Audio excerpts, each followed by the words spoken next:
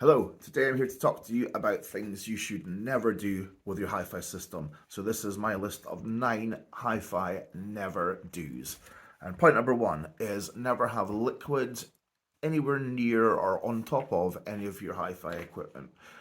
Speakers is bad enough. If you've got something over your electronic equipment though, that's just asking for disaster and possible pain and injury to yourself as well.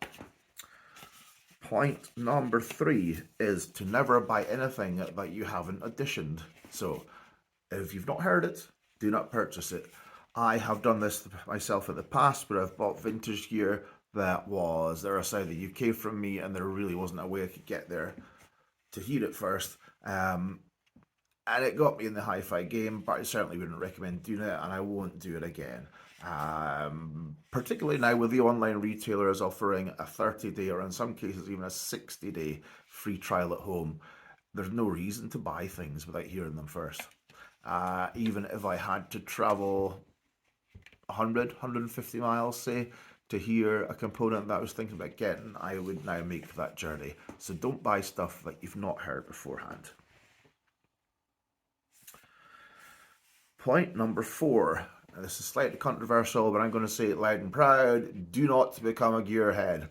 Now, I know people who love their specs and their stats and all these sheets and charts and diagrams they can show you of measurements and whatnot, but we got into this to listen to good music and to hear that music sound as good as it possibly could in our systems. We did not get in this to hear specs or to hear gear. We got in this to hear music. So do not become a gearhead. Point number 5.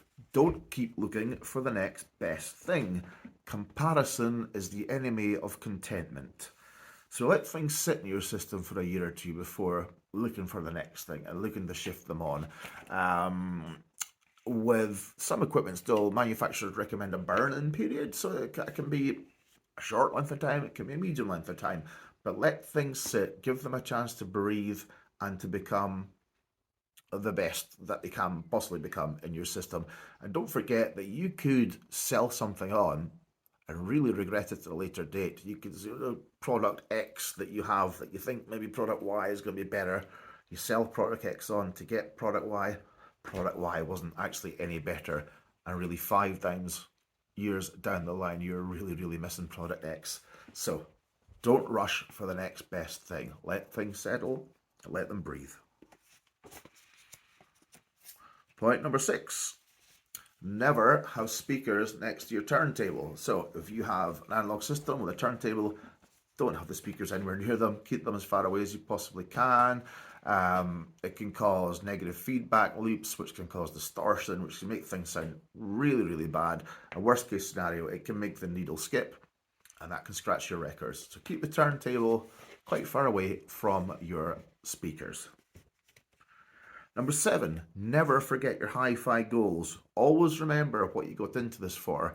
Did you want to build a beautiful analog system, beautiful digital system, a combination of both? That's nothing wrong with that, it can be done. Were you looking for highly detailed imaging in the one sweet spot seat that you're going to be sitting in and listening to the music on your own? Or were you looking for a wider sound stage where maybe 3 or 4 people could sit on a couch or a few different chairs and still enjoy the best of the music? Remember these things as you're building your system and as you're looking at new components. So that's number 7, never forget your hi-fi goals. Now come on to numbers 8 and 9, and these are the 2 most important of the 9 points, and they're interchangeable as to which one is the most important, but both are very important. So let's just go with number 8, never abuse your hearing.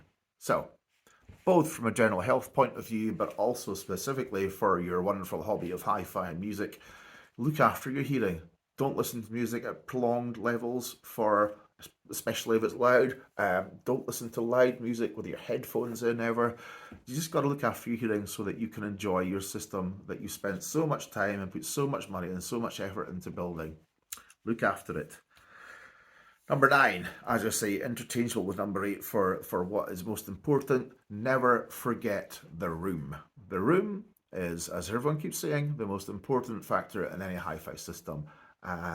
You have to take it into consideration when you're building things. So, for example, if you have an L-shaped room, you might want to consider some open baffle speakers, which allegedly throw sound out in a 360 directions. That might work well in your room. If you have a very small room, you probably don't want to have a large pair of floor standing speakers because the bass will just become overly dominant and it will just sound muddy and horrible. If you have a large room, you're probably going to want something quite substantial. So you're probably looking at larger stand mounts, maybe a subwoofer, maybe two subwoofers, or maybe some large floor standing speakers. So that's number 9. Never forget the room. And those are my 9 points of things that you must never do in your hi-fi system.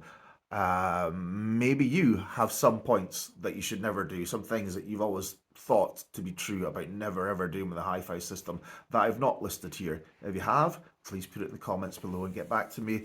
Also, please like, share, subscribe, do all those things depending on your preferences. It really, really is appreciated. I hope you all have a lovely day.